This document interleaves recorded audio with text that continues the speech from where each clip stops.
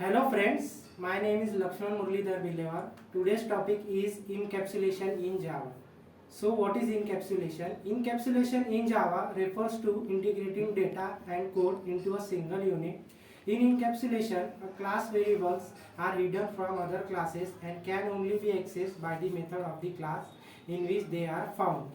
Encapsulation in Java is an object-oriented procedure of combining the data members and data methods of the class inside the user-defined class. It is important to declare this class as private. Then need for encapsulation. Encapsulation improvises the procedure of coding to a whole new level. We need encapsulation in Java for various reasons. The first is better control. Encapsulation provides ultimate control over the data members and data methods inside the class. Then getter setter. The standard IDEs provide inbuilt support for getter and setter methods, which increases the programming space. Then security. Insecurity prevents access to data members and data methods by any external classes. The encapsulation process improves the security of the encapsulated data. Then flexibility. In flexibility, changes made to one part of the code can be successfully implemented without affecting any other part of the code. Then data hiding.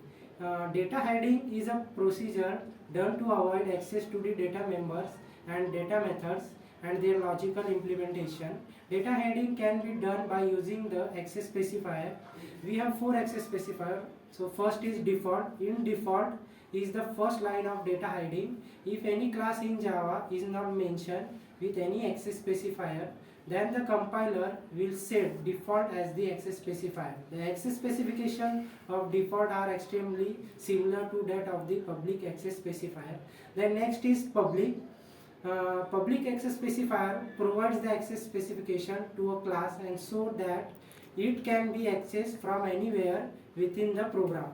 Then private. Private access specifier provide access to the data members and the data methods limit to the class itself. Then protected.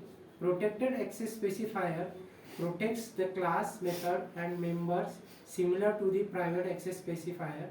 The main difference is that the access is limited to the entire package, unlike only a class with the private access specifier. Then difference between data hiding and data encapsulation.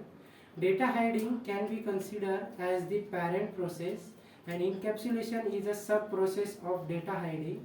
Then access specifier is always private and access specifier can be private and public.